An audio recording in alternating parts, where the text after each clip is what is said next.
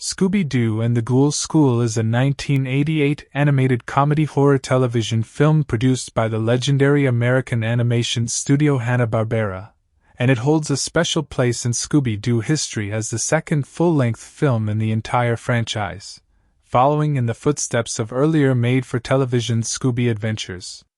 This film was created and released as part of a syndicated package known as the Hanna-Barbera Superstars 10 series, which was essentially a collection of feature-length television movies distributed to local stations across the United States rather than airing as a traditional Saturday morning cartoon episode. Scooby-Doo and the Ghoul School first aired on October 16, 1988, and it was followed later that same year by a companion film called Scooby-Doo and the Reluctant Werewolf. The movie was directed by Charles A. Nichols, a veteran of classic American animation who helped shape the visual identity of this particular era of Scooby-Doo storytelling, where the show departed from its usual formula of unmasking human criminals disguised as monsters and instead leaned fully into a world of real ghosts, witches, and supernatural beings. This creative shift gave the film a distinctly different flavor from the original Scooby-Doo series, since audiences were now being asked to accept honest-to-goodness monsters as heroes and friends rather than villains to be exposed. The premise of Scooby-Doo and the Ghoul School immediately sets it apart from anything the franchise had done before, because instead of Fred, Daphne, and Velma joining Scooby and Shaggy on a mystery-solving road trip, this particular story focuses exclusively on Scooby-Doo, Shaggy Rogers, and Scrappy-Doo, who by this point in the franchise's timeline had become a tightly knit trio operating without the rest of Mystery Incorporated. The film opens with Shaggy having accepted an unusual job offered to work as a gym teacher, and along with Scooby and Scrappy he sets off toward what he believes is going to be an ordinary all-girls finishing school. Instead of arriving at the neighboring Callaway Military School, the trio realizes they have pulled up to Miss Grimwood's finishing school, and Shaggy's actual contract is with the much more frightening and spooky Grimwood institution next door. What Shaggy signed up for turns out to be nothing like what he expected, because Miss Grimwood's finishing school for girls is not simply a quirky boarding school but is in fact a very special academy designed specifically for the daughters of the world's most famous monsters. Once inside, Scooby, Shaggy, and Scrappy discover that the school is guarded by a moat containing a two-headed shark, patrolled by a tiny pet dragon named Matches who initially mistakes poor Scooby for an intruder and blasts him with fire, and run by the eccentric yet warm-hearted headmistress Miss Grimwood herself, along with a mysterious floating disembodied hand that assists with luggage and other small tasks around the campus. As the story unfolds, the gang is introduced one by one to the 5 central students of the school, each of whom is the daughter of a classic monster archetype. Sibella is revealed to be the daughter of Count Dracula and possesses vampire abilities including the power of flight. Elsa Frankenstein is the strong and resourceful daughter of Frankenstein. Winnie is the good-natured daughter of the Wolfman. Phantasma, often nicknamed Fanty, is the gentle ghostly daughter of a phantom. And Tanis, named in reference to an ancient Egyptian city, is the quiet and mysterious daughter of the mummy. The 5 ghoul girls quickly bond with the trio despite their initial fear of anything monster-related. Shaggy and Scooby, true to their established personalities throughout the franchise, are absolutely terrified when they first realize their new students are literal monsters. But within a short amount of time they warm up considerably and begin treating the girls with genuine affection and protectiveness, essentially becoming supportive mentor figures rather than frightened outsiders. A significant portion of the middle act of the film revolves around a much lighter, almost sitcom-style conflict, which is the fact that the Grimwood girl ghouls have never once managed to win their annual volleyball match against the boys of the neighboring Callaway Military Academy. Shaggy takes it upon himself to train the girls for their upcoming rematch, leading to a series of comedic training montages involving ballet exercises, morning jogs, and various mishaps that showcase the franchise's signature blend of slapstick humor and gentle character comedy. At the annual volleyball match, the boys attempt to cheat by rigging the volleyball with a remote-controlled device. But the plan backfires spectacularly when Scooby accidentally swallows the remote, which ends up allowing the girls to win the match instead. This victory becomes a turning point that boosts the confidence of the Ghoul girls and further cements the bond between them and their unlikely new coaches. Following the volleyball triumph, the story shifts into a more traditional spooky adventure when the girls' actual monster fathers arrive for a Halloween open house party. Despite Scooby and Shaggy's understandable nervousness about being surrounded by a house full of real ghosts and monsters, the fathers turn out to be surprisingly polite and friendly, though they do issue a stern warning that no harm should ever come to their daughters. This sets up the film's central villain, a power-hungry witch named Revolta, who along with her sinister minion known as the Grim Creeper hatches a plan to kidnap the 5 girl ghouls and transform them into permanent slaves under her control. Revolta begins her scheme by hypnotizing Shaggy into unknowingly leading the girls on a field trip to a dangerous location called the Barren Bog, where her spider bats slowly begin capturing the girls one by one, while she brews a wicked potion designed to turn them evil forever at the stroke of midnight. Meanwhile, the rival Callaway cadets happen to be at the same bog on a hiking trip and end up trapped in quicksand, only to be rescued by 2 of the very ghoul girls they had previously refused to believe in. As the situation grows increasingly dire, Scooby, Scrappy, Shaggy, and the tiny dragon matches band together and race toward Revolta's castle to save the girls. Along the way, Scrappy attempts to convince the Callaway cadets to help, but the boys initially refuse because they still believe the girls cheated to win the earlier volleyball match. Upon arriving at the castle, the group must face a shape-shifting mirror monster capable of transforming into evil versions of anyone who looks into it, a towering creature known as the Well-Dweller, and finally Revolta herself in the climactic showdown. When midnight strikes, Revolta manages to administer her corrupting potion to the girls through an unusual method involving hairdryers, and the effects take hold almost instantly, setting the stage for the film's tense final act as the heroes scramble to reverse the curse and rescue their friends before it is too late. The story ultimately resolves with the good-natured charm typical of the era's family-friendly animation, restoring order to the school and reaffirming the unlikely but heartwarming friendship between the monster-loving trio and their ghoulish students. In terms of voice cast, the film brought together several voice actors closely associated with the Scooby-Doo franchise during this period. Casey Kasem provided the voice of Shaggy Rogers and also voiced the Mirror Monster, while Don Messick, one of the most prolific voice actors in animation history, lent his voice to both Scooby-Doo and Scrappy-Doo. Glynis Johns voiced the eccentric headmistress Ms. Grimwood, bringing a distinctive warmth and theatrical flair to the character. The 5 ghoul girls were voiced by a talented ensemble as well, each bringing Sibella Dracula, Tanis the Mummy, Elsa Frankenstein, Winnie Werewolf, and Phantasma to life with their own unique personalities and vocal quirks. Frank Welker, another giant of the animation voice world, took on multiple roles including Matches the Dragon, Papa Werewolf, and the Well-Dweller creature encountered near the climax of the film. Remy Aubergenois, Susan Blue, Hamilton Camp, and Jeff Cohen also appear among the wider voice cast, rounding out the roster of monster parents, villains, and supporting characters. Regarding release details, the film premiered on television on October 16, 1988, as part of the syndicated Hanna-Barbera Superstars package rather than receiving a theatrical release, which was fairly standard practice for made-for-television animated films of that era. Warner Home Video later released the film on VHS on March 6, 2001, and then on DVD on June 4, 2002, timed deliberately to coincide with the theatrical release of the first live-action Scooby-Doo film that same year. The movie also saw a Region 2 DVD release internationally, and decades later, in a nod to its lasting popularity among fans of classic animation, a manufacture-on-demand Blu-ray was released as an individual title and as part of the larger Hanna-Barbera Superstars 10-box set through the Warner Archive Collection on February 20, 2024, featuring a fresh high-definition remaster of the film. The five Ghoul Girls even made a nostalgic return decades later in an episode of the modern series OKKO. Let's Be Heroes titled Monster Party, a small but meaningful sign of just how fondly this quirky little television movie has been remembered by generations of Scooby-Doo fans.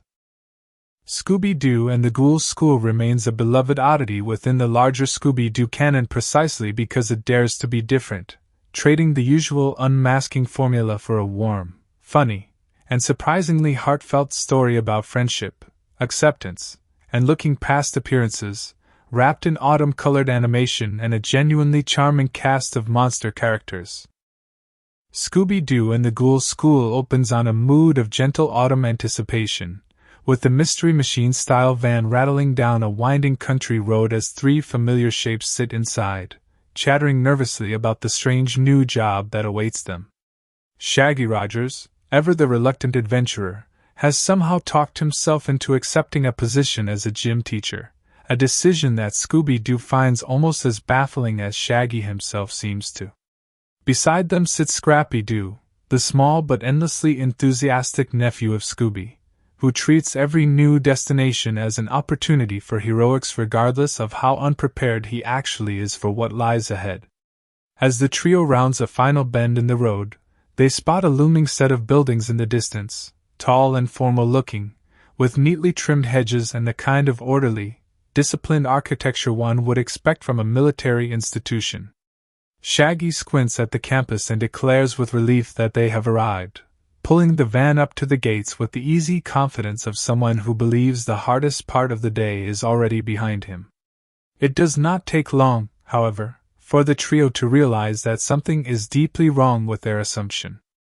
A uniformed cadet marches past the gate, eyeing the van with obvious confusion, and it becomes clear within moments that they have pulled up not to the promised all-girls finishing school but to the Callaway Military Academy, an entirely different institution located just down the road from their actual destination.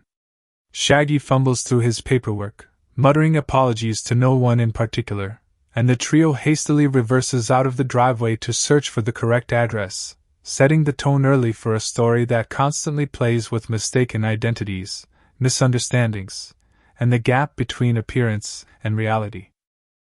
The van continues down the winding road until the trio spots a second campus, one that could not be more different from the crisp, orderly military school they just left behind. Where Callaway had been all straight lines and polished brass, this new destination looms out of the mist like something plucked directly from a Gothic ghost story, with jagged spires, crooked towers, and an unmistakable air of theatrical dread hanging over every stone.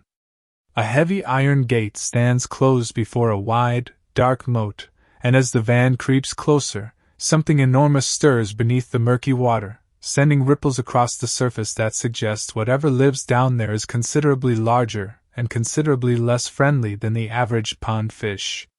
Shaggy squints up at a weathered sign half hidden by ivy and slowly makes out the words Miss Grimwood's Finishing School for Girls, and it dawns on him with mounting dread that this, not the tidy military academy, is where his actual contract has sent him. Scooby immediately begins his usual routine of nervous whimpering and reluctant footsteps, while Scrappy, undeterred as always, puffs out his tiny chest and declares that he is ready to handle whatever spooky nonsense the school might throw at them. As the trio approaches the drawbridge, they notice a shape slithering and thrashing in the moat, and before anyone can stop him, Scooby is launched across the water by an errant gust of wind or a poorly timed push from Scrappy, landing with a splash near the far bank and scrambling onto solid ground in a panic.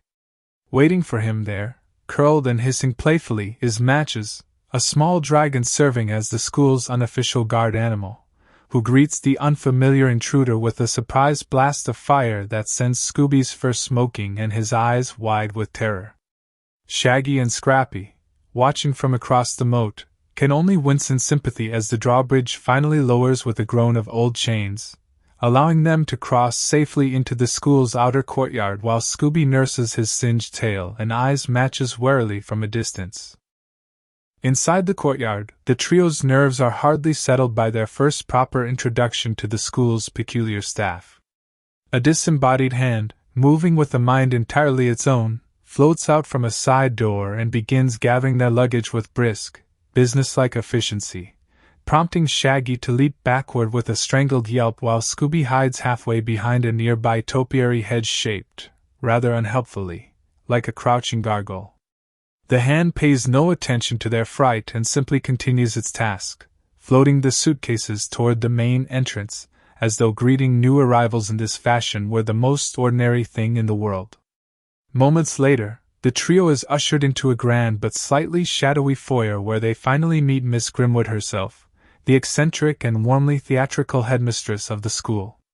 She sweeps into the room wearing an elaborate gown, her voice carrying the kind of refined, faintly amused authority of someone who has seen every possible reaction to her unusual institution and finds most of them entertaining. She greets Shaggy warmly, welcoming him as the school's newly hired gym teacher, and produces his signed contract as proof that there has been no mistake, no matter how much Shaggy might wish there had been.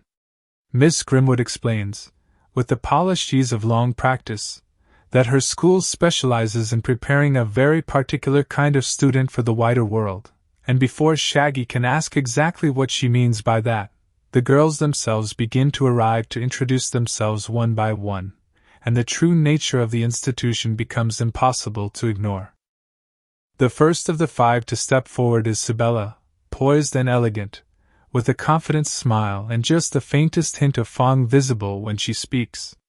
She introduces herself as the daughter of Count Dracula, and while Shaggy and Scooby both stumble backward in alarm, Scrappy simply grins and puffs up proudly, ready to prove that a puppy-power nephew of Scooby-Doo is not so easily rattled by a vampire's daughter. Sibella, for her part, seems entirely unbothered by their reaction, having clearly grown used to newcomers needing a moment to adjust. Next comes Elsa Frankenstein, taller and more physically imposing than the others, with a blunt, practical manner and an underlying kindness that quickly shines through despite her intimidating stitched appearance and green-tinted skin. She explains matter-of-factly that her father is the original Frankenstein's monster, and that she inherited both his impressive strength and his occasionally clumsy footwork, something that becomes a source of gentle, recurring humor throughout the film. Following Elsa is Winnie, a bright-eyed, energetic girl with an easy laugh and just a touch of fur along her arms and the sides of her face, the telltale signature of her father, the Wolfman.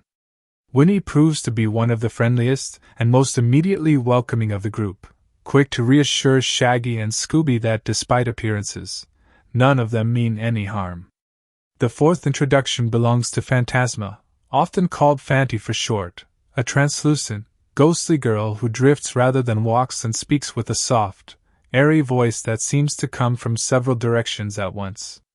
She is the daughter of a phantom, gentle and a little shy compared to her more boisterous classmates, and her ethereal presence adds a quieter, more melancholic charm to the group dynamic.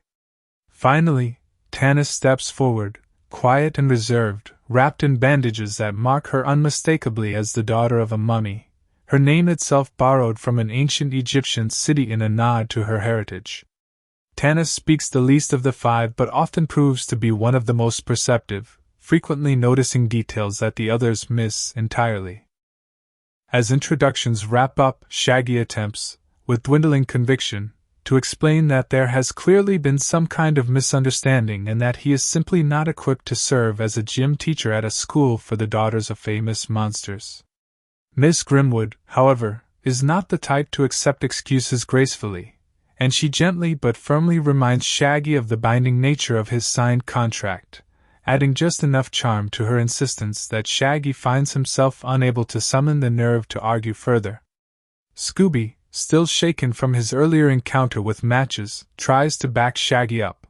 but between his own fear and his notorious love of free meals, he is quickly distracted by the promise of a hearty dinner being prepared in the school's kitchen, and his protests fade into eager sniffing at the scent of food. Scrappy, meanwhile, has already appointed himself unofficial protector of the group, marching around the foyer and declaring that nothing at this school scares him, a claim that will be tested more than once as the story unfolds. With little choice left, Shaggy resigns himself to at least one night at the school, promising himself that he will find a polite way to extricate himself from his contract as soon as possible, a plan that, in true Scooby-Doo fashion, never quite comes to fruition. The following morning brings the trio's first real taste of daily life at Miss Grimwood's, and it does not take long for the peculiarities of the school to reveal themselves in ways both comedic and quietly unsettling. During a stroll through the school grounds, Scooby wanders near an aquarium tucked into a corner of the dining hall, expecting to find ordinary goldfish swimming lazily behind the glass.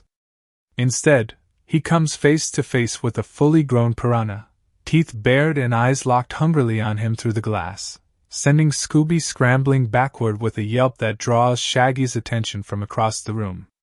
Shaggy investigates cautiously, only to find Scooby pointing frantically at the tank, and the two share a look of mutual unease that has become a familiar signal between them whenever something at the school proves to be just a little too strange for comfort. It becomes an early running joke that even the most mundane-seeming corners of Grimwood conceal something unexpected, whether it is a piranha where goldfish should be, a suit of armor that occasionally shifts position without explanation, or a portrait whose eyes seem to track visitors as they pass through the hallway. Despite these unsettling discoveries, the true central conflict of the school's daily life reveals itself to be refreshingly ordinary in comparison to living gargoyles and hungry fish tanks, and it comes in the form of sports rivalry. The girls, it turns out, participate in an annual volleyball match against the boys of the neighboring Callaway Military Academy, the very school Shaggy had mistakenly driven up to the day before, and their record against the cadets has been one of unbroken defeat for as long as anyone can remember. Sibella explains with a mixture of frustration and resignation that no matter how hard the girls train, the boys always seem to find a way to win, and Shaggy, sensing an opportunity to actually be useful in his supposed role as gym teacher, offers to take charge of their training regimen ahead of the upcoming rematch. Scrappy immediately volunteers himself as assistant coach, strutting around with an air of great importance despite having no actual volleyball experience to speak of, while Scooby simply agrees to help in exchange for the promise of extra snacks during practice sessions. And so begins one of the film's most purely lighthearted stretches, as the group throws themselves into an improvised training program designed to finally break the cadets' winning streak. The training sequence unfolds with the kind of gentle, family-friendly slapstick the franchise is known for, blending genuine effort with comic mishap at nearly every turn. Early morning practice begins with ballet-inspired stretching exercises meant to improve the girls' flexibility and footwork, an idea Shaggy borrows from a half-remembered fitness magazine, though the actual execution proves considerably messier than intended. Elsa's tremendous strength causes her to accidentally launch herself several feet into the air during a simple stretching pose, sending both Shaggy and Scooby diving out of the way to avoid being flattened. Phantasma, being ethereal and only partially tethered to solid ground, drifts a full foot above the grass during every exercise, technically completing each movement, while never actually touching the earth, a detail that leaves Shaggy scratching his head over how exactly to critique her form. Winnie, energetic to a fault, tends to overshoot every stretch and topple sideways into the nearest available object, usually Scooby, who has by this point resigned himself to serving as an unofficial padded cushion for the group's more enthusiastic training mishaps. Sibella alone seems to glide through the exercises with effortless grace, a fact that does not go unnoticed by the others and results in some good-natured grumbling about vampire advantages in gymnastics. Tanis, true to her quieter nature, works through the exercises with careful, methodical precision, rarely drawing attention to herself but steadily improving with each passing day. As the training continues, the group transitions from stretching exercises into full morning jogs around the school grounds, weaving past the moat, through the hedge maze, and along the edge of the swamp bordering the property. During one of these runs, the group happens upon Matches burying something in a shallow patch of dirt near the tree line, and upon closer inspection, it turns out to be the very volleyball belonging to the Callaway cadets, apparently pilfered during an earlier scouting mission and hidden away by the small dragon with no explanation given for his motives beyond simple mischief. The girls dissolve into laughter at the discovery, delighted by the unintended sabotage, while Shaggy attempts, without much success, to convince Matches that burying the opposing team's equipment does not exactly count as fair play. Meanwhile, unbeknownst to the Grimwood group, the Callaway cadets have been keeping a close eye on their rivals from across the property line, using a telescope smuggled out of their science lab to spy on the unusual new coaches who have taken over training duties at the girls' school. The cadets' commanding officer, a stern and easily rattled cadet leader, grows increasingly suspicious of the newcomers, muttering about strange goings-on at Grimwood and vowing that this year's match will finally put an end to the girls' recent improvement, whatever unconventional methods they might be using to achieve it. As the days pass and the volleyball match draws closer, the bond between Shaggy, Scooby, Scrappy, and the 5 Ghoul girls deepens considerably, moving well past the initial fear and awkwardness of their first meeting into something resembling genuine friendship. Shaggy finds himself surprised by how quickly he has grown comfortable around creatures he once considered nightmare fuel, admitting quietly to Scooby one evening that despite everything, the girls are some of the kindest, most good-natured students he has ever encountered, monstrous heritage notwithstanding. Scooby, for his part, has developed a particular fondness for sneaking snacks with Phantasma, who seems to have an uncanny ability to drift through walls in search of the school kitchen's hidden dessert stash, a skill Scooby finds endlessly useful for his own culinary purposes. Scrappy, meanwhile, has taken it upon himself to serve as the girls' self-appointed hype man, cheering loudly from the sidelines during every practice session and occasionally getting so worked up that he accidentally challenges Matches to informal wrestling matches that never end particularly well for him. At last, the day of the volleyball rematch arrives, drawing a modest but enthusiastic crowd from both schools to the shared field positioned roughly between the two campuses.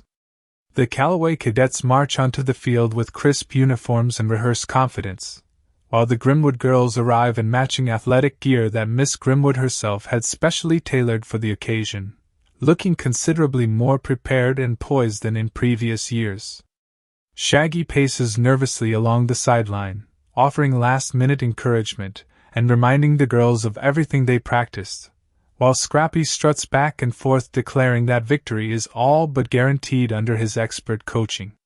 What neither team realizes, however, is that the cadets have decided this year's match calls for a little extra insurance, and their commanding officer has secretly rigged the volleyball itself with a hidden remote control device designed to let the boys manipulate the ball's trajectory mid-game, guaranteeing a win regardless of how well the girls actually play. The match begins with tense energy on both sides, the girls executing the very techniques Shaggy had drilled into them over the preceding weeks, showing genuine improvement that catches the cadets visibly off guard. For the first several exchanges, the game remains impressively even, with Sibella's aerial advantage occasionally drawing gasps from the crowd as she leaps higher than should reasonably be possible for a normal competitor. Just as the match begins tilting in the girls' favor, the cadets attempt to activate their hidden remote control, intending to steer the ball away from the girls' returns and secure an unearned victory. However, in a moment of pure Scooby-Doo chaos, Scooby himself becomes tangled in the play, and in the ensuing scramble near the net, he accidentally swallows the small remote control device whole, sending it disappearing somewhere into his stomach along with whatever snacks he had consumed earlier that morning. The device, now lodged inside Scooby rather than in the cadet's pocket, becomes entirely useless for its intended cheating purpose, and the cadets find themselves baffled as their rigged volleyball suddenly refuses to respond to their signals no matter how frantically they fumble with the now missing controller. With the playing field unexpectedly leveled, the Grimwood girls seize the opportunity, executing a final decisive rally that sends the ball sailing past the cadets' defense for the winning point. The Grimwood side erupts into cheers, the girls embracing one another in stunned, joyful disbelief at having finally broken their long losing streak, while Shaggy and Scrappy celebrate wildly on the sidelines, utterly unaware of just how close the cadets had come to cheating them out of a fair victory. Scooby, still processing the strange metallic object now somewhere in his digestive system, contributes little to the celebration beyond a series of uncomfortable burps, though he seems generally pleased with the outcome regardless. The cadets, humiliated by their unexpected and inexplicable loss, retreat from the field grumbling among themselves, convinced that something underhanded must have caused their defeat, though none of them can quite piece together what actually went wrong with their scheme.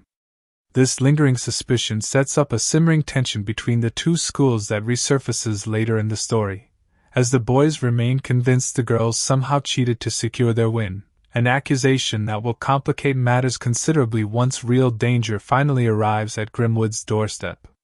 For the moment, though, the victory stands as a triumphant high point in the film, a moment of genuine achievement for characters who, despite their unusual monstrous heritage, simply wanted to be seen as capable and deserving of respect by their peers.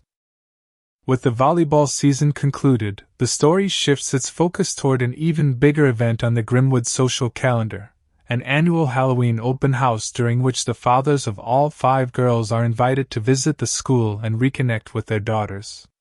Word of the upcoming party sends a fresh wave of anxiety through Shaggy and Scooby, who have grown reasonably comfortable around the girls themselves but remain considerably less certain about meeting the monstrous parents responsible for bringing them into the world. Miss Grimwood assures the nervous pair that the fathers, while admittedly intimidating in appearance, are perfectly civil guests who look forward to the open house every year, though her reassurances do little to calm Shaggy's racing nerves as the appointed evening approaches.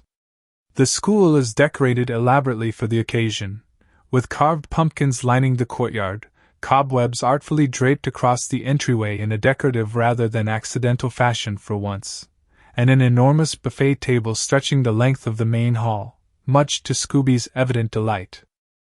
As the fathers begin arriving one by one, the film leans fully into its blend of classic monster movie homage and family-friendly comedy. Count Dracula himself sweeps into the courtyard with dramatic flair, his cape billowing dramatically despite the complete absence of wind, greeting his daughter Sibella with genuine warmth before turning his attention to the visibly trembling Shaggy and Scooby, who attempt, with limited success, to appear composed in the presence of the world's most famous vampire. Frankenstein Sr. arrives next, lumbering through the gate with heavy, deliberate footsteps that shake small tremors through the ground, his gruff exterior softening considerably the moment Elsa rushes forward to greet him, revealing a surprisingly tender relationship between father and daughter beneath his intimidating stature. The Wolfman follows shortly after, considerably more relaxed and jovial than his fearsome reputation might suggest, greeting Winnie with an enthusiastic embrace and immediately striking up friendly conversation with anyone nearby, seemingly delighted simply to be included in the festivities. The Phantom arrives in a suitably mysterious fashion, materializing near the edge of the courtyard rather than walking through the gate like the others, drifting toward Phantasma with quiet affection that mirrors his daughter's own gentle, ethereal demeanor. Finally, the Mummy shuffles in at a measured pace, wrapped head to toe in ancient bandages, greeting Tanis with a series of low, rasping sounds that she alone seems able to interpret with any confidence, translating his greetings for the benefit of the bewildered Shaggy and Scooby standing nearby. Despite the initial terror of watching 5 legendary monsters casually mingling at a school party, the evening progresses with surprising warmth and good humor, the fathers proving to be far more concerned with their daughter's happiness and academic progress than with causing any trouble for the human guests. Conversations range from light-hearted teasing about the recent volleyball victory to more serious discussions about the girls' upcoming futures beyond their time at Grimwood, giving the film a rare moment of quiet character development amid its otherwise comedic pacing. Before the evening concludes, however, each of the fathers pulls Shaggy aside individually to deliver a firm, unmistakably serious warning that no harm should ever come to their daughters while under his supervision, each warning delivered with just enough underlying menace to remind Shaggy exactly what kind of consequences he might face should anything go wrong. Shaggy, already thoroughly rattled by the accumulated weight of 5 separate monster fathers issuing near-identical threats within the span of a single evening, can only nod along nervously, silently praying that nothing will ever put him in a position to test the sincerity of those warnings. Scooby, meanwhile, spends much of the party quietly working his way through the buffet table, blissfully unconcerned with matters of parental protectiveness so long as the food supply remains plentiful. It is in the shadowy corners just beyond the reach of the party's warm lantern light that the film's true villain first begins to make her presence felt. Revolta, a power-hungry and deeply vain witch harboring long-standing resentment toward Miss Grimwood and her school, has been secretly observing the festivities from a hidden vantage point, her sharp eyes tracking the 5 girls with calculating interest rather than any genuine holiday cheer. Accompanied by her loyal and suitably creepy minion, the Grim Creeper, Revolta reveals her plan in hushed, conspiratorial tones as the two watch the party unfold below them. Her goal, it becomes clear, is nothing less than the complete capture and corruption of all 5 ghoul girls, whom she intends to transform into loyal, obedient slaves under her permanent control, using their formidable monstrous heritage to build herself an army of supernatural servants. The Grim Creeper, ever eager to please his mistress, assures her that the plan will proceed without complication, though Revolta's confidence rests less on her minion's competence and more on a carefully prepared potion she has been brewing for this exact purpose, one requiring only the right circumstances and the stroke of midnight to take full and irreversible effect.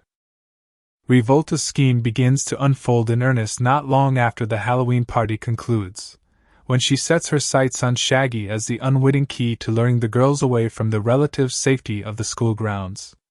Using her considerable magical abilities, Revolta manages to hypnotize Shaggy from a distance, subtly influencing his thoughts until he becomes convinced, entirely of his own accord as far as he is concerned, that the perfect next step in the girls' training would be an educational field trip to a remote wilderness area known as the Barren Bog. Shaggy announces the planned outing with uncharacteristic enthusiasm, insisting to a mildly confused Scooby and Scrappy that fresh air and a change of scenery will do wonders for the girls' continued athletic development, never once suspecting that the idea did not originate from his own mind at all. The girls, trusting their new coach implicitly after his role in their recent volleyball triumph, agree readily to the trip, packing light bags and setting off the following morning toward the swampy, fog-shrouded edges of the barren bog with no idea of the danger quietly waiting to ensnare them. As it happens, the Callaway cadets have organized a hiking trip of their own to the very same area on the very same day, a coincidence that sets the stage for renewed tension between the two rival schools even as a far greater threat looms unnoticed in the surrounding mist. The boys, still stinging from their unexplained volleyball defeat, regard the arrival of the Grimwood group with suspicion and thinly veiled hostility, muttering among themselves about cheaters and sore winners as the two parties awkwardly cross paths along the bog's winding trails. Tensions nearly boil over into open argument before disaster strikes in an entirely different form, as several of the cadets, wandering too close to a deceptively solid-looking patch of ground, suddenly find themselves sinking rapidly into a hidden pocket of quicksand, their panicked shouts echoing across the swamp as they struggle helplessly against the pulling mud. It is Elsa and Tanis, moving with quick thinking and impressive physical capability, who rush to the boys' aid, Elsa using her considerable Frankenstein-given strength to haul the sinking cadets free while Tanis extends lengths of her own bandages to serve as makeshift rescue ropes for those still struggling to reach solid ground. The rescued cadets, still dripping with swamp mud and thoroughly humbled by the experience, offer grudging, awkward thanks to their unlikely rescuers, though the deep-seated rivalry between the two groups remains far from fully resolved despite this brief moment of cooperation. While this small drama plays out among the students, Revolta's true scheme begins advancing in earnest deeper within the fog-shrouded reaches of the barren bog. Swarms of her spider-bats, grotesque hybrid creatures serving as her eyes and hands throughout the swamp, begin quietly descending upon the girls one by one as they become separated during the confusion of the quicksand rescue and its aftermath. Cybella is the first to vanish, snatched away with barely a struggle as the spider bats work with disturbing coordination and efficiency, her cries muffled before anyone nearby can react. Winnie follows soon after, caught off guard while helping tend to one of the rescued cadets, and then Phantasma, despite her ghostly ability to phase through solid objects, finds herself unable to escape whatever supernatural binding the spider bats employ to trap even ethereal targets. Elsa and Tanis, still recovering from their heroic rescue efforts, are the last to fall, overwhelmed by sheer numbers despite Elsa's considerable strength proving no match for the coordinated aerial assault. Within a remarkably short span of time, all 5 girls have vanished from the bog entirely, spirited away toward Revolta's hidden castle deep within the swamp's most inaccessible reaches, leaving behind only scattered signs of struggle and a handful of bewildered cadets who witnessed only fragments of the chaotic abduction. Word of the girls' disappearance reaches Shaggy, Scooby, and Scrappy with mounting horror as they piece together scattered accounts from the shaken cadets, and the full weight of Revolta's manipulation finally becomes clear to Shaggy as the lingering fog of his hypnotic trance begins to lift. Overwhelmed by guilt at having unknowingly led the girls directly into danger, Shaggy resolves immediately to mount a rescue, joined without hesitation by Scooby and Scrappy, who both refuse to abandon their friends regardless of the danger involved. Matches, the loyal little dragon, arrives on the scene shortly after, having sensed something was deeply wrong back at the school and having tracked the group's scent all the way out to the bog, adding his own small but fiercely determined presence to the rescue party. Together, the 4 of them begin following the trail of disturbed foliage and scattered spider bat feathers leading deeper into the swamp, toward wherever Revolta has taken her captives. Along the way, Scrappy makes a determined effort to recruit the Callaway cadets into joining the rescue mission, arguing passionately that whatever grudges exist between the 2 schools pale in comparison to the genuine danger the girls now face. The cadets, however, remain stubbornly resistant to the idea, still nursing wounded pride from their volleyball defeat and privately convinced, despite everything, that the girls somehow cheated their way to that victory.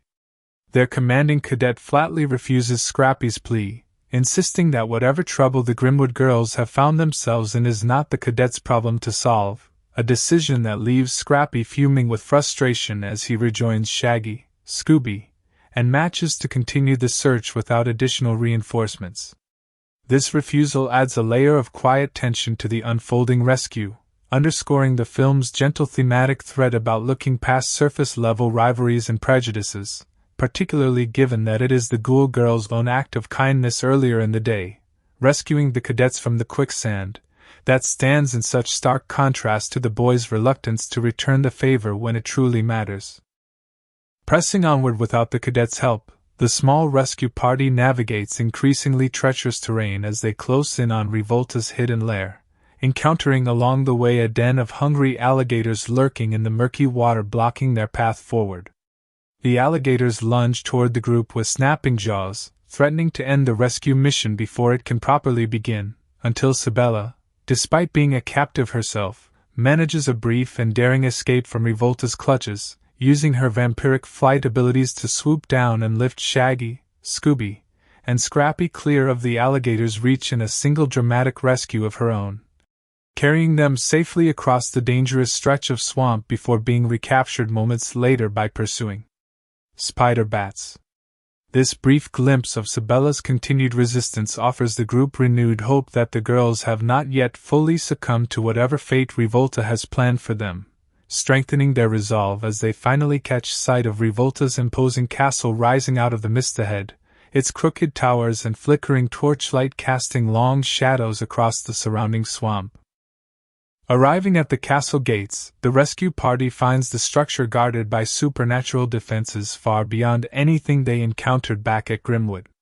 The first obstacle to confront them takes the form of a sinister mirror monster, a shape-shifting entity capable of reflecting back twisted, malevolent versions of anyone unfortunate enough to gaze into its surface, using these illusions to sow confusion and fear among intruders. Shaggy finds himself briefly paralyzed with terror as his own reflection warps into something monstrous and threatening, but with encouragement from Scooby and a well-timed distraction from Matches's fiery breath, the group manages to push past the mirror monster's illusions and continue deeper into the castle's winding corridors. Their next challenge comes in the form of the Well Dweller, an enormous, lumbering creature that emerges from a deep well within the castle's central courtyard, its massive form blocking the only visible path forward toward the castle's inner chambers. The confrontation with the Well Dweller proves considerably more physical than the group's previous obstacles, requiring a combination of clever misdirection from Scrappy and a surprising burst of bravery from Scooby, who manages to lure the creature into stumbling back into its own well long enough for the group to slip past and continue their pursuit of Revolta. As the rescue party finally breaches the castle's inner sanctum, they arrive at a scene of mounting dread, discovering the 5 captive girls bound and suspended above a bubbling, ominous cauldron where Revolta's transformation potion has been simmering in preparation for its intended purpose. The Grim Creeper, standing guard nearby, attempts to intercept the rescuers, engaging Shaggy, Scooby, and Scrappy in a chaotic chase through the castle's cluttered chambers filled with cobwebbed furniture, precariously stacked artifacts, and narrow winding staircases that provide ample opportunity for the kind of slapstick pursuit sequences the franchise has long been known for. Despite the Grim Creeper's best efforts, the trio manages to outmaneuver him repeatedly, buying precious time as the castle's ancient clock tower begins tolling the arrival of midnight, the exact moment Revolta has been waiting for to complete her transformation ritual. With time rapidly running out, Revolta reveals the final, almost absurdly mundane mechanism of her otherwise elaborate scheme, administering her corrupting potion to the captive girls not through any dramatic magical gesture but through a set of enchanted hairdryers rigged to blow the potion's transformative essence directly into their hair and skin. As the clock strikes its final toll, the potion takes hold almost instantly, and the 5 girls' eyes flash with an unnatural, glowing intensity as their personalities shift dramatically from warm and friendly to cold, obedient, and entirely under Revolta's control.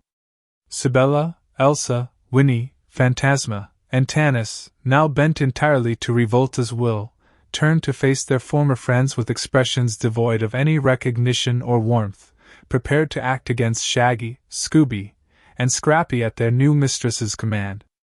This transformation marks the film's darkest and most tense moment, a jarring contrast to the warmth and humor that has defined the girls' characters throughout the preceding story, and it forces the rescue party into a desperate scramble to find some way of reversing the curse before its effects become permanent. Amid the chaos of the newly corrupted girls advancing under Revolta's direction, Shaggy, Scooby, and Scrappy find themselves forced to think quickly, relying on everything they have learned about the girls' individual personalities and vulnerabilities throughout their time together at Grimwood to find some way of breaking through the potion's hold. Whether through a clever bit of quick thinking involving reversing the enchanted hairdryers to blast the transformed girls with a countering burst of energy, or through Matches's timely intervention using his own natural fire to disrupt the magical energy sustaining Revolta's spell, the rescue party manages to interrupt the transformation before it can fully solidify into a permanent state, causing the potion's effects to reverse and the girls to slowly blink back into awareness, their familiar warmth and personalities returning as the last traces of Revolta's magic dissipate from their eyes.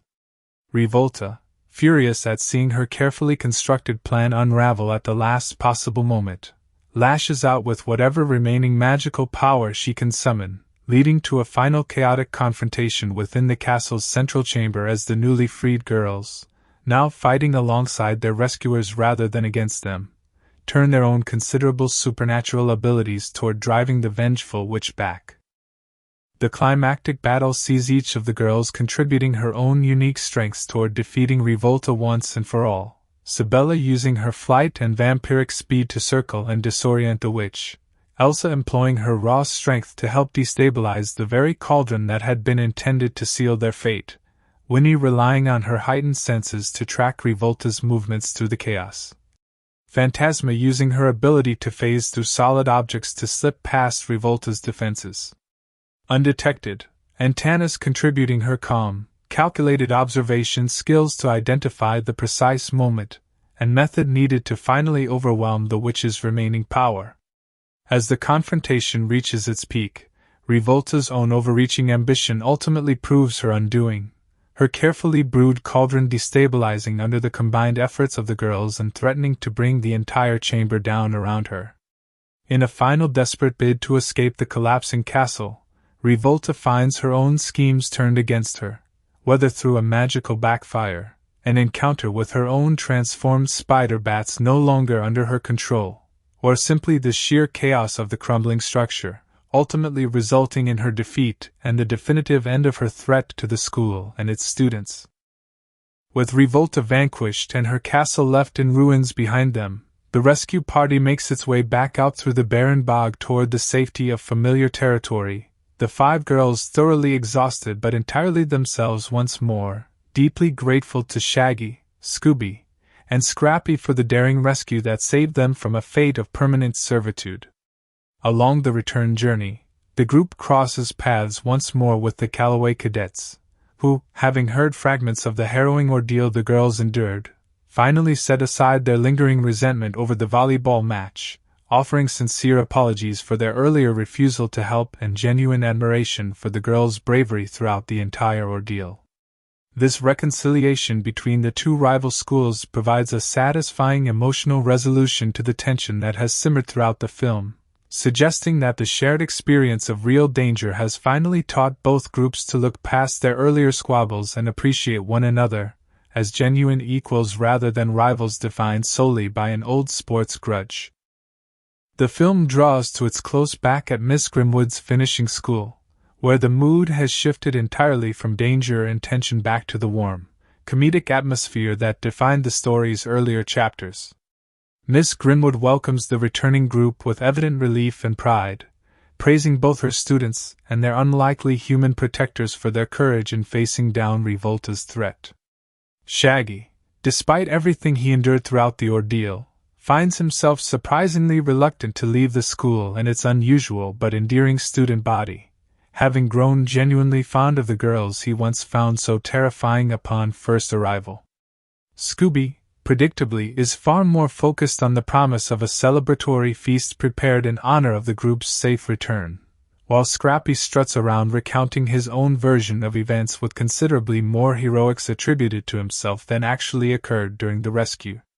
The 5 girls, meanwhile, express heartfelt gratitude to their unlikely coach and protectors, the bond formed between them over the preceding weeks having clearly deepened into something resembling genuine, lasting friendship rather than the wary, fearful first impressions that marked their earliest encounters. The film closes on this note of warmth and resolution, leaving behind a story that, despite its ghostly cast and supernatural setting, ultimately centers on themes of friendship. By the time Scooby-Doo and the Ghoul School was produced, Welker had already become one of Hanna-Barbera's most dependable and versatile performers, capable of voicing everything from heroic characters to menacing villains to an enormous range of animal noises and creature sounds, a skill set that made him a natural fit for playing multiple distinct roles within the same production. Welker's career expanded dramatically throughout the 1980s and beyond, and he became known to an entirely new generation of fans as the voice of Megatron, the fearsome leader of the Decepticons in the original Transformers animated series, a role he has continued to revisit across numerous sequels, films, and video games in the decades since. His resume also includes an extraordinary range of other beloved characters, including Dr. Claw and Inspector Gadget, Ray Stantz and Slimer in the real Ghostbusters, and following the death of Casey Kasem, he eventually took over the role of Scooby-Doo himself starting in 2002, making him the only original voice actor from the franchise's earliest years to remain involved with the series into the modern era. Welker also voiced Garfield the cat starting in 2007 and contributed extensively to Futurama as multiple characters including Nibbler, further cementing his reputation as one of animation's most enduring and adaptable talents. With his collective film work grossing tens of billions of dollars worldwide, Welker has been recognized as among the highest-grossing voice actors in cinema history, and in 2016 he received a Lifetime Achievement Emmy Award in recognition of his singular contribution to the art of voice acting. Beyond his professional work, Welker is known to be an accomplished pilot, having earned his license in 2010 and continuing to fly his own aircraft out of a general aviation airport in Los Angeles County, a hobby that stands in stark contrast to the fantastical creatures and villains he has spent his career bringing to life. Now in his later career decades, Welker remains active in the industry, continuing to voice. Among the supporting voice casts, Susan Blue, who voiced Sibella in this film, built a respected career as both a performer and, later, an influential casting and voice director within the animation industry. She was born Susan Maria Blupka on July 12, 1948, in St. Paul, Minnesota, and she went on to study at Stevens College in Columbia, Missouri, before eventually pursuing performance professionally under the shortened stage name Susan Blue. She became particularly well known within the animation community for voicing RC in the Transformers, the movie and its accompanying television seasons, a role she would later reprise in the modern Transformers animated series, and she also voiced Stormer and Lindsay Pierce in the popular 1980s animated series Gem. Beyond her voice acting credits, Blue carved out a significant secondary career as a casting and voice director, working on productions including the children's series Handy Manny, where she also contributed an on-screen guest voice performance. Later in her career and personal life, Blue became known for speaking candidly about her journey toward living openly as a gay woman within the entertainment industry, an experience she has discussed in interviews as a meaningful and ultimately liberating turning point in her life. She went on to found Blupka Productions, a voice-over training school for aspiring performers, where she met her future wife, Cynthia Sange, and the two eventually co-authored an industry guidebook together focused on voice-over technique, extending Blue's influence beyond her own performances into mentorship for the next generation of voice talent. Hamilton Camp, who contributed voice work to the wider world of Grimwood's monstrous cast, lived a genuinely remarkable and multifaceted life that spanned both music and acting across several decades. He was born Robin S. Camp on October 30, 1934, in London, England, and as a young child during the Second World War he was evacuated from Britain to the United States along with his mother and sister to escape the dangers of the Blitz, eventually settling in California. Camp began performing as a child actor at the astonishingly young age of 12, appearing in productions alongside major stars of the era, and he continued working steadily in both film and stage roles throughout his adolescence. As a young adult, he became deeply involved in the American folk music scene, performing initially under the name Bob Camp and forming an influential duo with musician Bob Gibson, whose live album Together, recorded in Chicago in 1960, went on to be cited by figures such as Simon and Garfunkel and the Byrds as a formative influence on their own work. Camp later adopted the name Hamilton after becoming involved with the Subbud spiritual movement, and for a period of his career he performed under the fuller stage name Hamid Hamilton Camp, leading a folk ensemble called the Skymunters that released an album on Elektra Records in the early 1970s.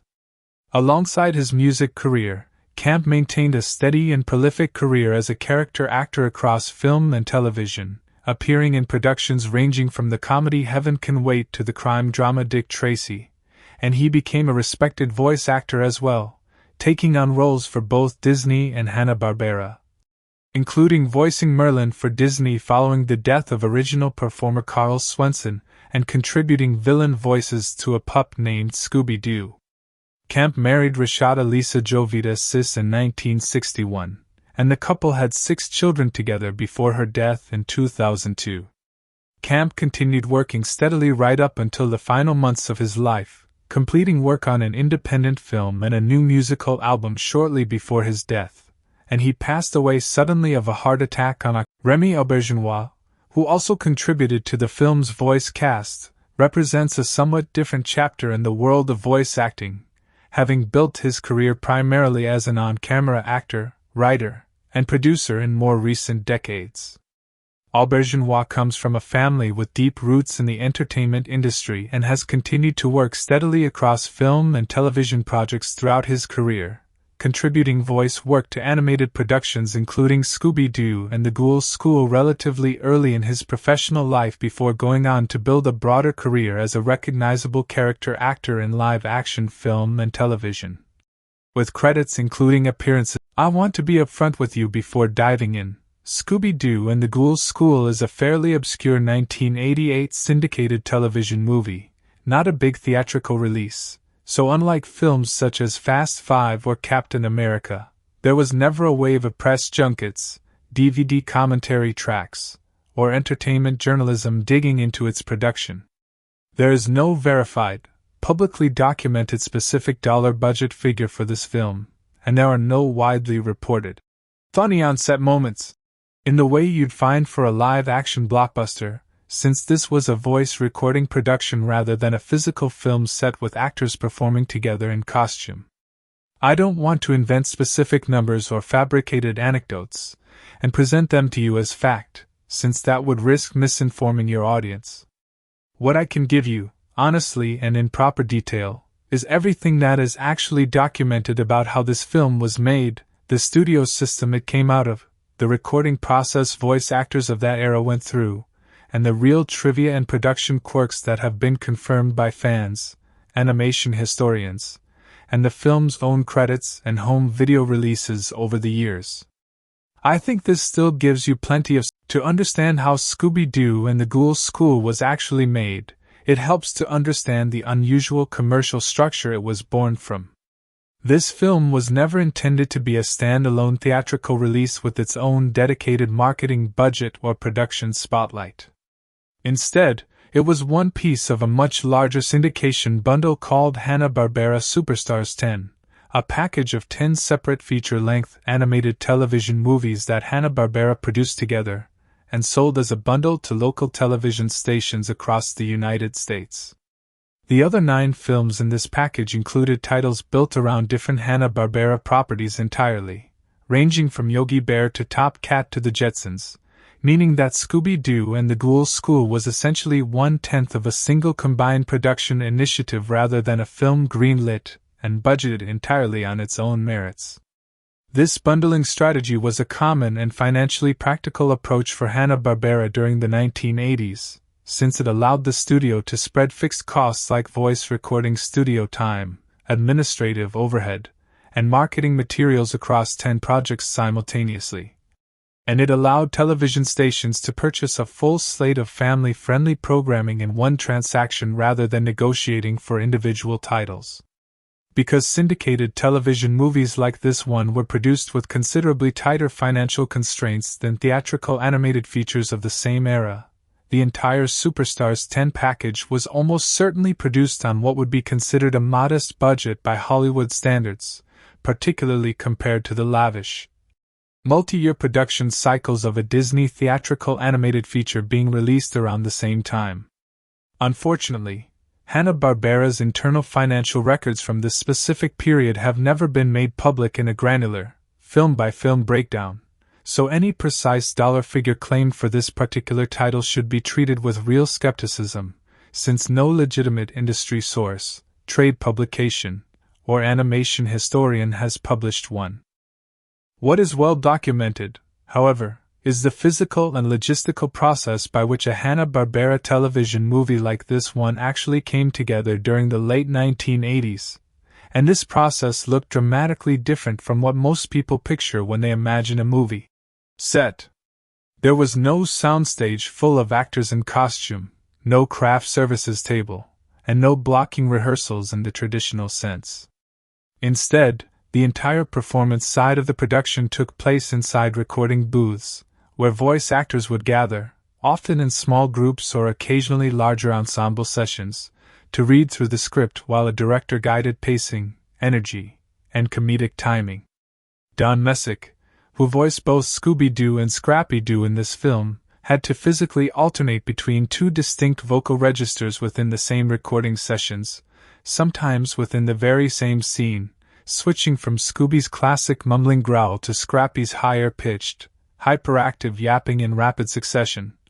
A genuinely demanding technical performance challenge that required him to essentially have a conversation with himself in two different voices while staying in character. For both. This kind of rapid vocal switching was something Messick had become remarkably skilled at by the late 1980s, having voiced both characters together in various Scooby-Doo productions since Scrappy's introduction back in 1979, but it remained one of the more physically taxing aspects of recording any Scooby-Doo project from this era. And voice direction notes from Hanna-Barbera productions of this period frequently called for multiple takes specifically to nail the transition points between the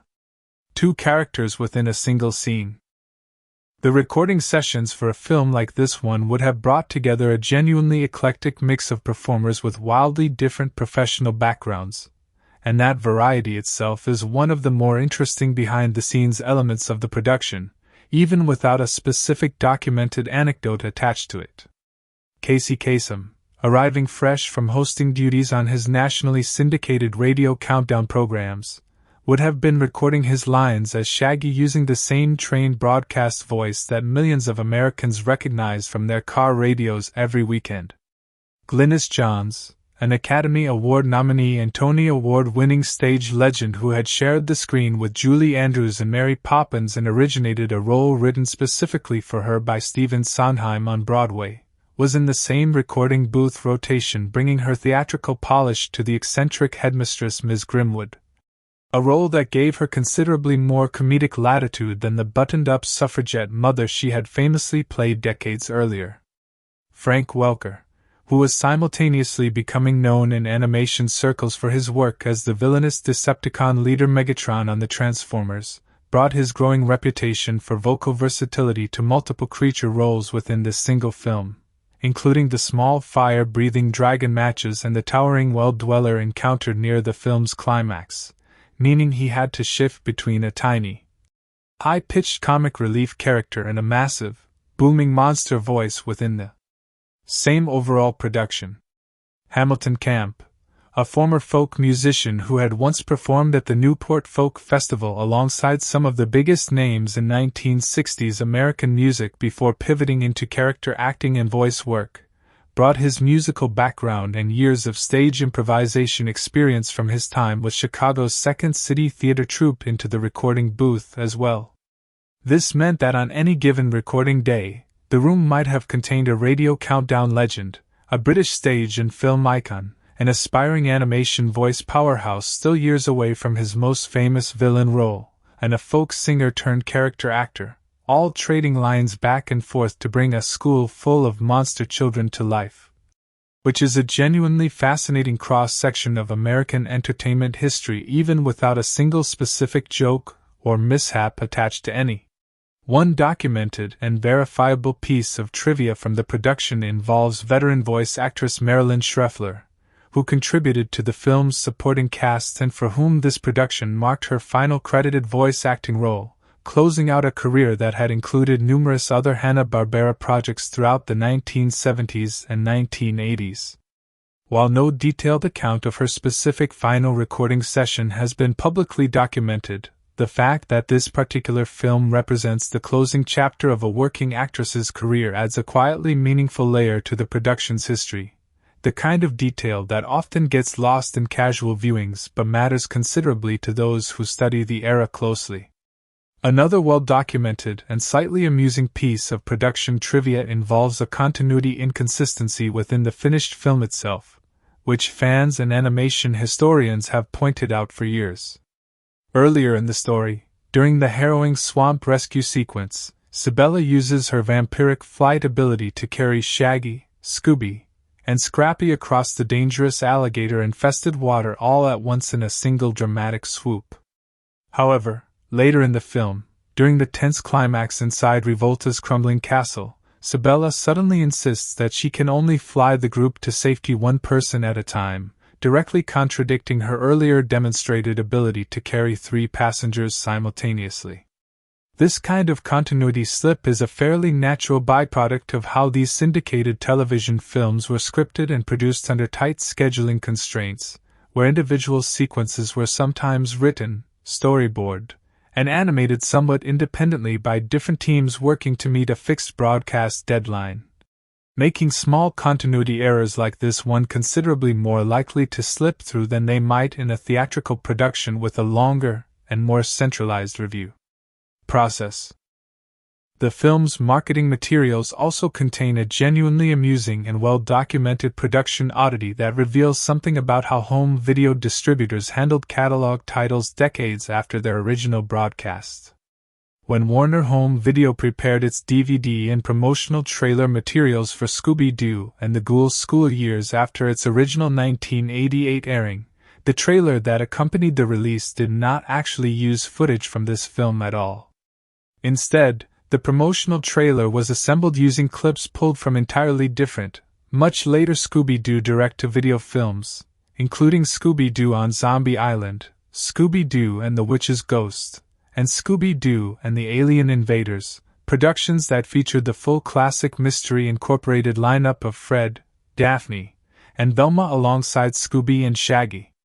Since Scooby-Doo and the Ghoul School does not actually include Fred, Daphne, or Velma at all, focusing exclusively on Shaggy, Scooby, and Scrappy, this mismatched trailer created a genuinely misleading impression for anyone renting or purchasing the film based on its own promotional materials, making them believe the full mystery-solving gang would appear when in fact none of those three characters are present anywhere in the actual finished movie. This kind of marketing mismatch, almost certainly the result of a home video distributor reusing convenient existing footage rather than commissioning a dedicated trailer for a decades-old catalog title, stands as one of the more genuinely funny quirks in the film's broader promotional history, even though it happened years after the original production wrapped rather than during the making of the film itself. A related and equally telling piece of packaging trivia involves Scrappy-Doo's near-total absence from the film's promotional artwork despite his prominent, essentially co-starring role throughout the actual story. Scrappy does not appear on the front cover art of Warner Home Video's DVD release, is not mentioned in the back cover plot description, does not appear in any of the television commercials produced to advertise the home video release, and is entirely absent from the DVD's menu screens, almost as though the marketing team was actively trying to pretend he was never in the film at all. This is widely believed among fans and animation historians to be a direct consequence of Scrappy-Doo's declining popularity among Scooby-Doo audiences by the early 2000s, a reputation that had been further cemented when the character was recast as the outright villain of the 2002 live-action Scooby-Doo theatrical film, making Warner Home Video seemingly reluctant to prominently feature him on packaging for a catalog title being sold to a new generation of buyers who primarily associated the character with that unflattering live-action portrayal rather than his more heroic, if occasionally grating, role in this earlier television movie. The film's musical score, composed and conducted by Sven Liebeck, represents another genuinely interesting behind-the-scenes element, since Liebeck was an Australian composer with a background spanning film scoring, television work, and even nature documentary soundtracks before contributing to this particular Hanna-Barbera production, bringing an internationally seasoned musical sensibility to a modestly budgeted American syndicated television movie. The animation itself was handled by a substantial team of 8 credited animation directors working across different sequences of the film simultaneously, a structure that reflects the standard Hanna-Barbera production model of the era, in which animation work was frequently divided among multiple directing units and, quite often, farmed out to overseas animation studios to help control costs and meet demanding broadcast deadlines, a common and well-documented practice across the entire American television animation industry throughout the 1970s and 1980s rather than something unique to this particular film. Ultimately, the most honest thing I can tell you about the making of Scooby-Doo and the Ghoul School is that it was very much a product of its specific commercial moment in animation history, a bundled syndication title produced efficiently and economically alongside 9 sibling films, brought to life by voice actors working in recording booths rather than on physical film sets. Featuring a genuinely remarkable cross-section of American entertainment talent ranging from radio legends to Broadway royalty to folk musicians, and ultimately released into a home video marketplace years later that treated it with the kind of mismatched trailers and cover art omissions that speak to its status as a beloved but relatively minor entry in the larger Scooby-Doo franchise.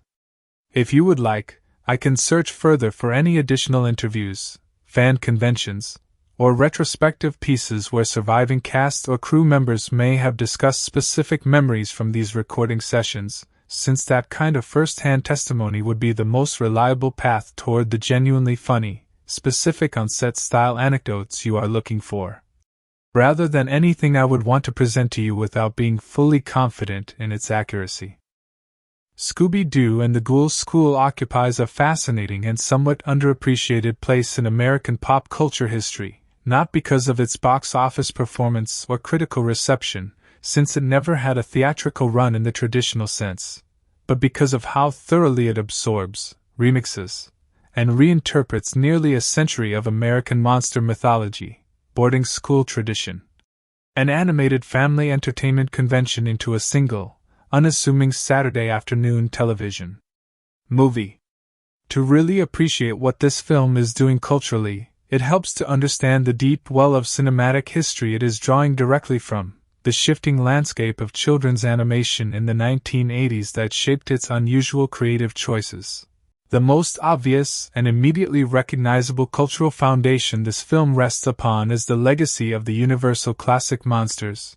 a body of horror cinema that had already been thoroughly embedded in the American imagination for more than 5 decades by the time Scooby-Doo and the Ghoul School aired in 1988. Universal Pictures began building what would eventually be recognized as one of the earliest examples of a shared cinematic universe with films like The Hunchback of Notre Dame in the early 1920s and The Phantom of the Opera shortly after, both starring the legendary Lon Chaney, an actor so skilled with makeup and physical transformation that he earned the nickname the Man of a Thousand Faces. These silent-era films proved so successful that a 1930 re-release of The Phantom of the Opera with added sound performed strongly enough at the box office to convince Universal to commit fully to producing more horror films going forward. This commitment led directly to the string of genre-defining pictures that would come to dominate American horror cinema throughout the 1930s and 1940s, including Dracula and Frankenstein in 1931. Both of which introduced iconic performances that would define those characters in the popular imagination for generations. Followed by The Mummy in 1932 and The Wolf Man in 1941, the latter starring Lon Chaney's own son, Lon Chaney Jr., who was deliberately groomed by the studio to inherit his father's legacy as a horror icon. Chaney Jr.'s performance as the tortured, sympathetic werewolf Larry Talbot is widely regarded as one of the finest examples of what came to be understood as the humanized monster, a tragic figure cursed by circumstance rather than simply evil by nature, a characterization that would prove enormously influential on how later generations chose to depict monstrous characters in fiction aimed at all ages. By the 1940s, Universal had begun combining its various monster properties into ensemble crossover films, sometimes referred to informally as Monster Rally Pictures, bringing Dracula, Frankenstein's monster, and the Wolf Man together in the same story. An early and remarkably prescient example of shared universe storytelling decades before that phrase became a common part of the entertainment industry's vocabulary. Live About Crime reads. What makes Scooby-Doo and the Ghoul School culturally significant within this broader monster movie lineage is the specific and clever way it reimagines these fearsome cinematic legends not as villains or threats but as doting, protective fathers of ordinary teenage daughters attending an otherwise typical boarding school. This creative choice represents a genuinely inventive act of cultural translation, taking figures that had spent half a century terrifying movie-going audiences and reframing them within the comfortable, reassuring context of the American family sitcom and the coming-of-age school story. Genres that would have been immediately familiar and unthreatening to the children watching Saturday afternoon syndicated programming in 1988.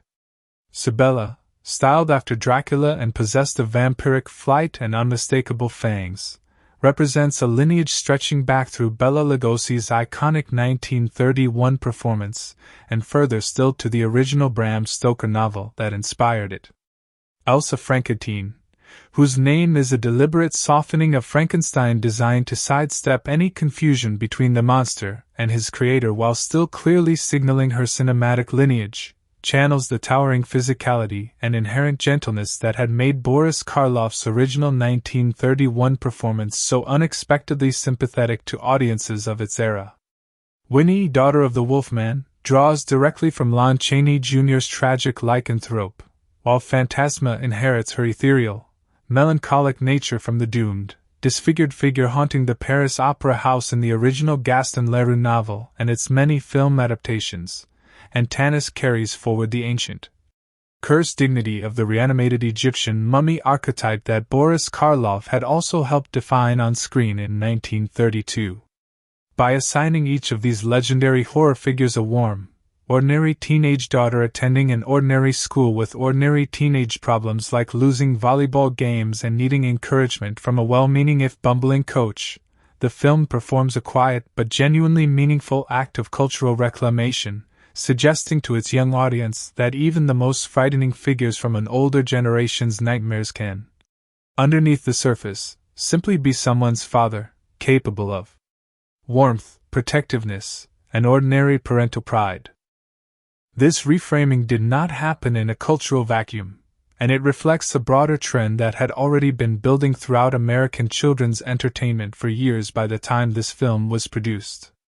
The 1960s sitcom The Munsters and its rival series The Addams Family had already established a durable template for depicting monstrous families as fundamentally loving, functional, and even aspirational household units, whose greatest source of comedy came from their inability to recognize how strange they appeared to conventional society, rather than from any genuine malice or threat they posed to others. Scooby-Doo and the Ghoul School extends this same basic comedic and thematic architecture into a boarding school setting, allowing the show to explore themes of found family, mentorship, and cross-generational bonding between the very human, everyman characters of Shaggy and Scooby and a group of young monstrous students who, despite their supernatural heritage, are ultimately just anxious teenagers hoping to be liked, to win a volleyball match, and to make their visiting fathers proud during a school open house.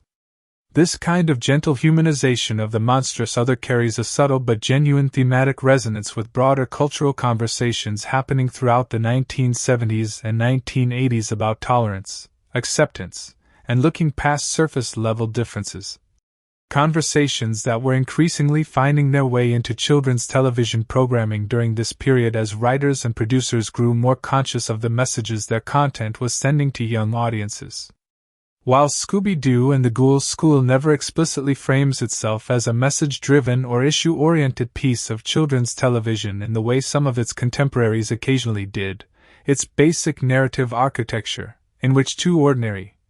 easily frightened characters gradually overcome their instinctive fear of visibly different classmates, and come to see them as trusted friends worth protecting and even risking danger for, quietly reinforce. The film's setting within a girls' finishing school also carries its own layer of cultural and historical resonance, even if the concept was already becoming something of a nostalgic anachronism by the time this movie aired in 1988. Finishing schools,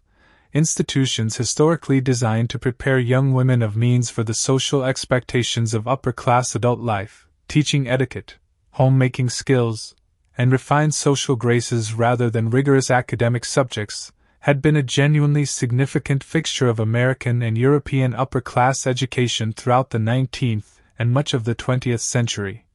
particularly for daughters of wealthy families who were not necessarily expected to pursue traditional academic or professional paths. By the 1970s and 1980s, however, the finishing school as a cultural institution had largely faded from mainstream relevance in the United States, increasingly replaced by coeducational schooling and a broader cultural shift toward valuing academic and professional achievement for young women rather than social refinement alone.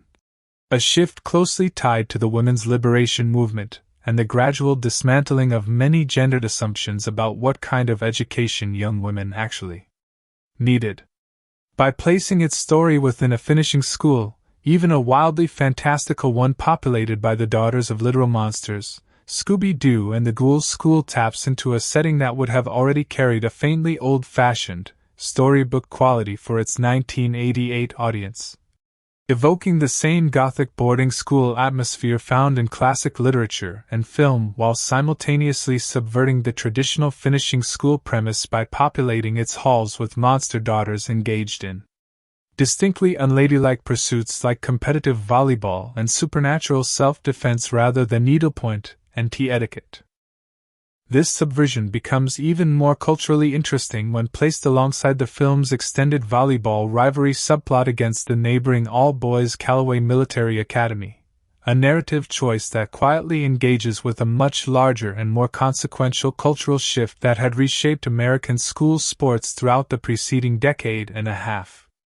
The passage of Title IX of the Education Amendments in 1972 had fundamentally transformed the landscape of school athletics across the United States, legally mandating equal opportunity for female students in educational programs receiving federal funding, including school sports,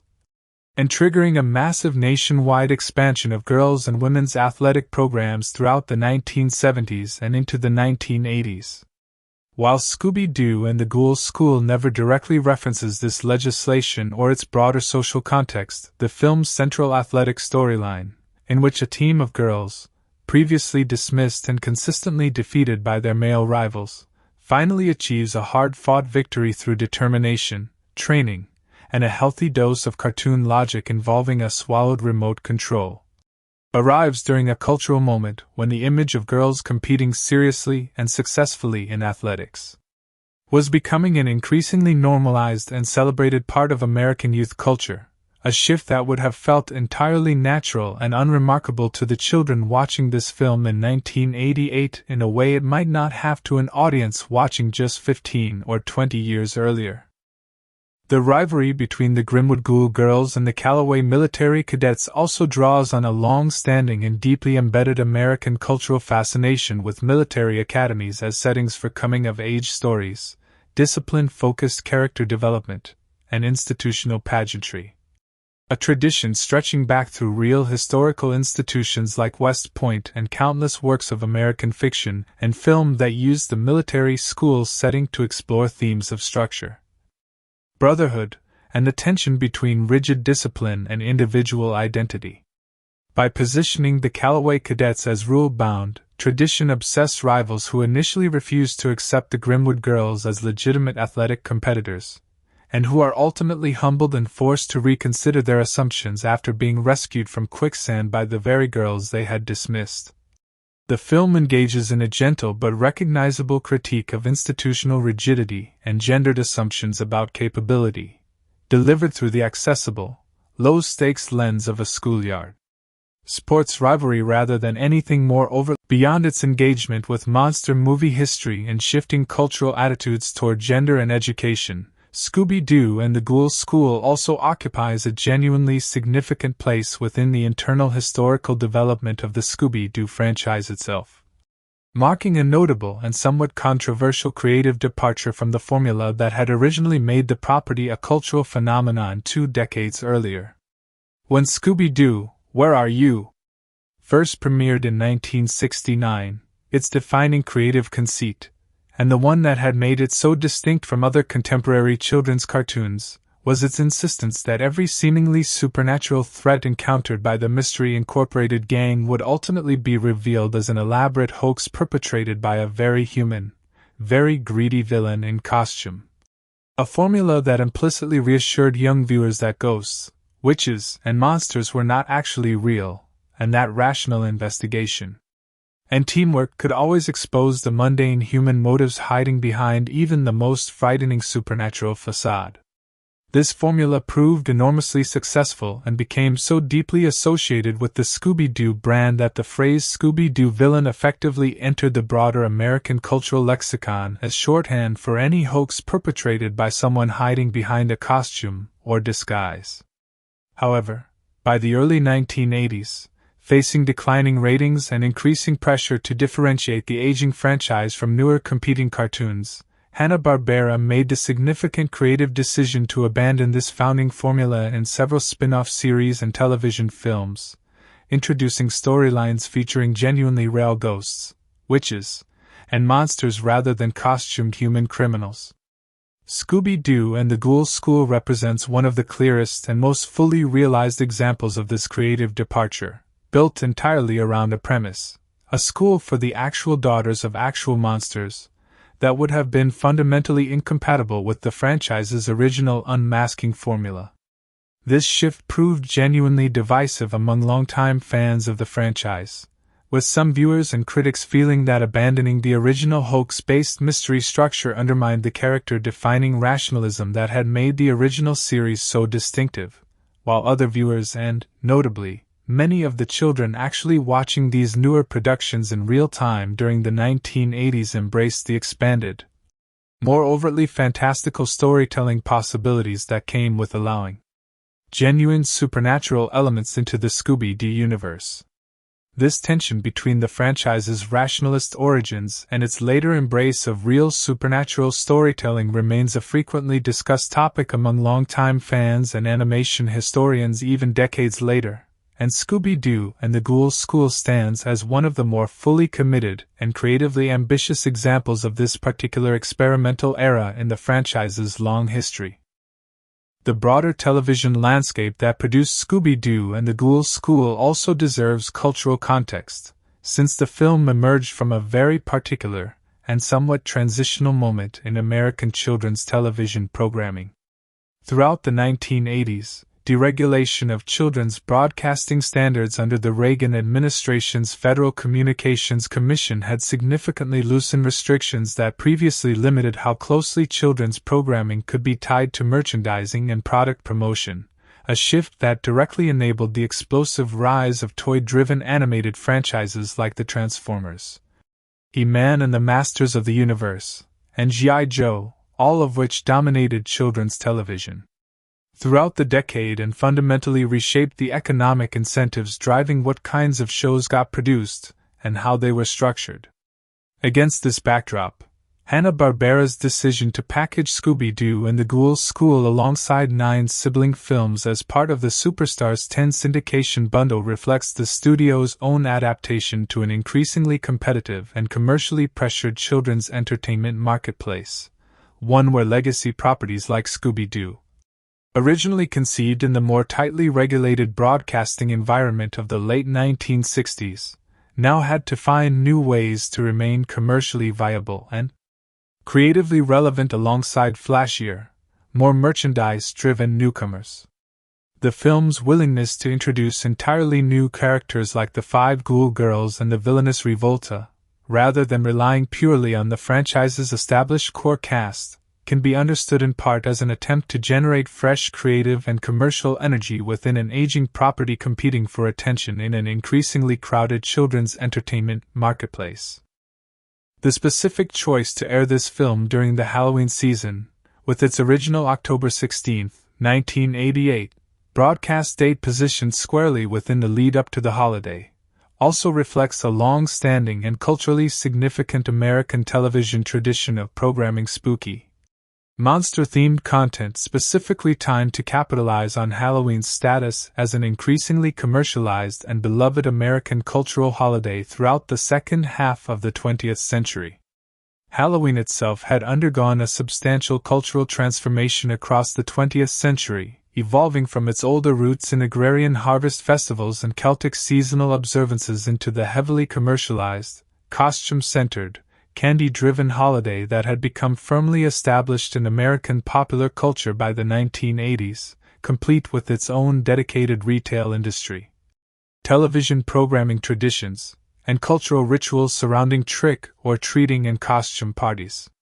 Television networks and syndicators had long recognized the commercial value of monster and horror-themed programming timed around the seasonal window, and Scooby-Doo and the Ghoul School's Halloween-timed release, complete with its own in-story Halloween open house party sequence featuring the Monster Fathers, represents a deliberate and culturally savvy alignment with this well-established seasonal programming tradition,